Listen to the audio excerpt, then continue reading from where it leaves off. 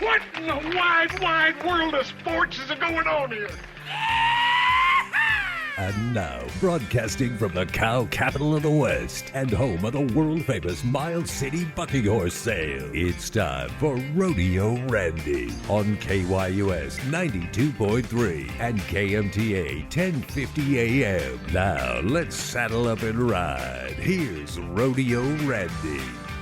Well, thanks, John. Well, welcome everybody to another edition of the Rodeo Randy Show, where we talk about my favorite sport and everything associated with my favorite sport, the exciting sport of rodeo. As always, our show is streamed live worldwide on 92.3 KYOS. So if you happen to be outside of our broadcasting area, you can catch us on your phone or computer. Plus, we are archived 24/7 on YouTube at Rodeo Randy Show YouTube, so you can listen to us anywhere, anytime, any place. And now joining us in the studio today, we have three very special guests. The Secretary of the Horse Nation Relay Council, Jamie Howard, and the President of the Horse Nation Relay Council, Calvin Ghostbear. Gentlemen, welcome to the show and thanks for coming in. Thank you, Randy. Thank you, Randy. Folks, now they're here to talk to us tomorrow about the big event. We start Saturday and Sunday, but before we do, Jamie, let's start with you. How did you become involved with the Horse Nation Relay Council? Actually, Randy, I got involved through the horse racing background. Calvin and I raced horses together, and I helped a lot on some of the reservation tracks, especially Pine Ridge during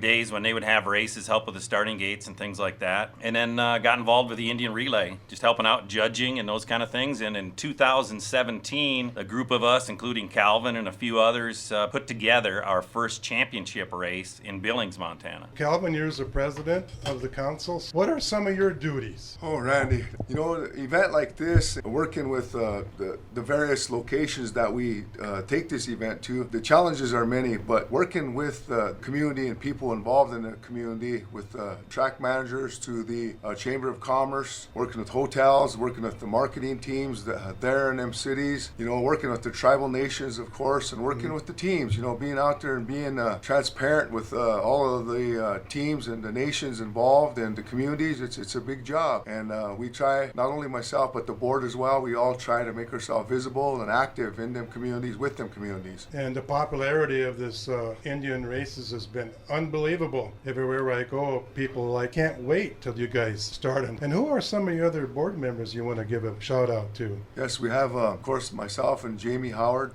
Carol Murray, she's from the Blackfeet Nation, Diana Volp, she lives in Sheridan, Wyoming, and my wife Carla Ghostbear, she lives in Ogallala, South Dakota. And that's the better half of the team? That is the better half. So Calvin, I know on your website I pulled up one of your quotes that you described the races. It's heart pounding, the adrenaline, the crowd, the excitement. You ain't going to get that anywhere else. So tell us a little bit about the races. Why is it so crowd pleasing? There's a lot of things that go into a race and race preparation for a team. You know, like Jamie said, 2017 we took this event, which was primarily ran in the grassroots areas, and through that time, just being around the teams, watching the races, watching the competitors that were probably maybe 10, 11, 12, and who are now in their mid-20s that have been racing this long, they're the ones who that you get that connection with and visiting and seeing their story and hearing their story. And you watch that person, that kid, that girl, that boy come up through the ranks and just seeing their competition and them competing at the level that they are at now from when they were young kids, it gives you a sense of pride, and it also shows that the kid you seen at one time 7-8 years ago is a fierce competitor in these events nowadays. And I noticed some of the kids start out 6 years old on that. And now we have one of your team members here, Mason Tyon. Tyon, you want to come up a little bit at my microphone here and tell us, we'll talk about some races, but tell us, what do you do as part of a team member? Well, I catch the horse that the rider jumps off. Now,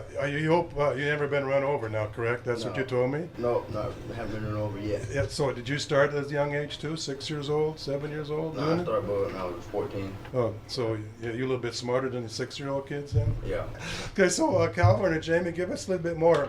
So when we come to the races, what are some of the things we're going to see when they bring up the horses to the starting gate, if you will, or the starting line? Well, actually, during the relays, each team has 3 horses, so we're going to have some boxes marked out with flour in front of the grandstands. And there'll be, we haven't done the draw yet, but there'll be 4 teams approximately on the track at a time. So you're going to have 4 boxes with the spare horses to be held.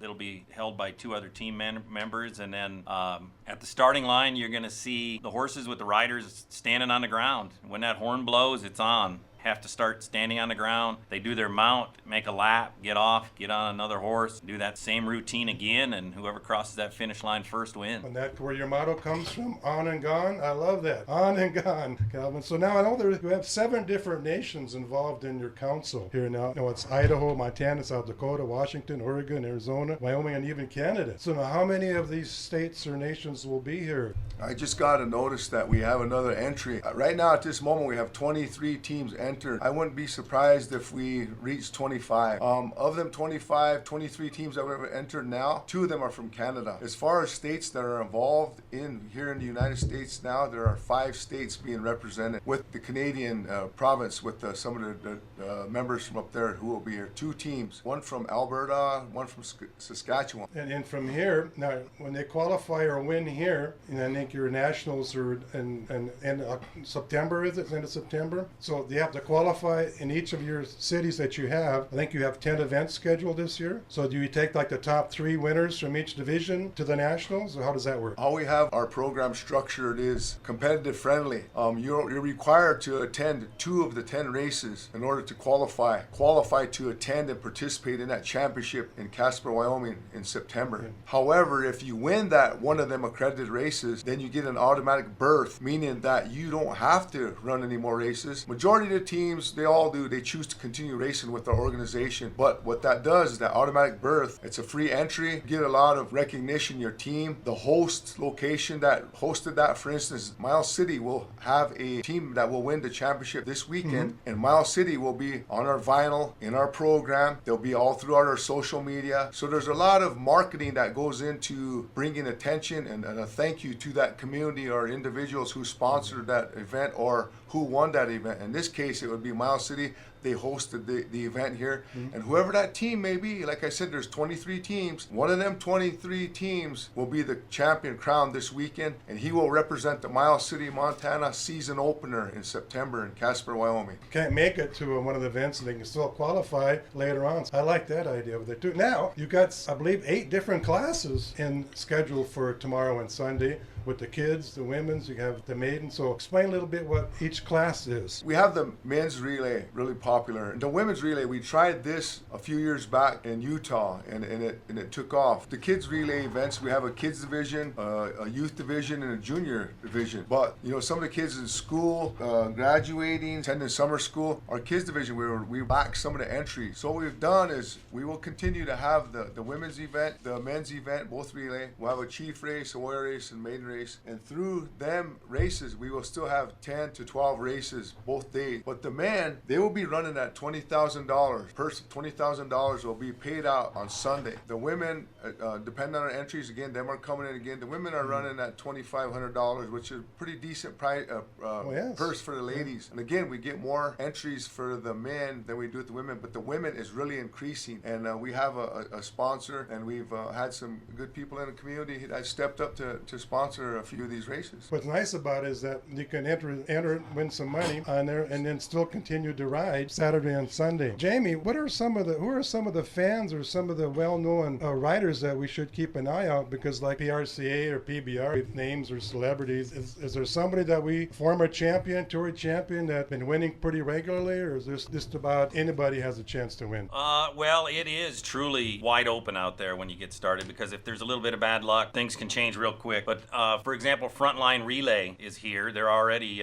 moved in their stalls. They came straight over from another event, hauled over here. River Road, I believe, will be here. SM Express, Dustin Kruger will be here. Lakota Warpath from Pine Ridge, South Dakota will be here. And those are some top teams that have won some pretty serious events in the past years. Oh, it sounds exciting. We can't wait. I'm telling you, the whole town's been talking about it. Eastern Montana and probably even western North Dakota as far as... Well, guys, we're running out of time. I'd like to thank you for coming in, Calvin and Jamie.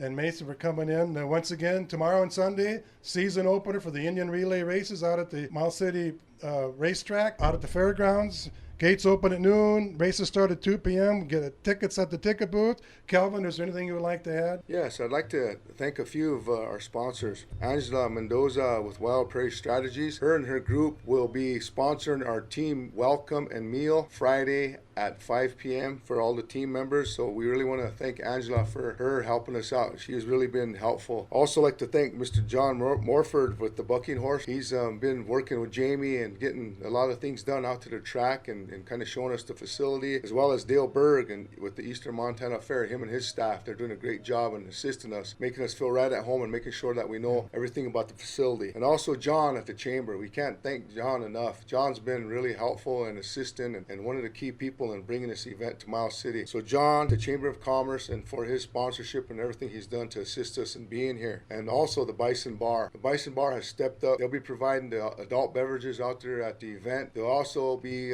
doing something with their hours with the adults. So we thank them all for that. Well, that's a big event coming here. We enjoy you guys coming in. We can't wait. Jamie, Calvin, Mason, thanks for coming in, and stay tuned next Friday for another edition of the Rodeo Randy Show.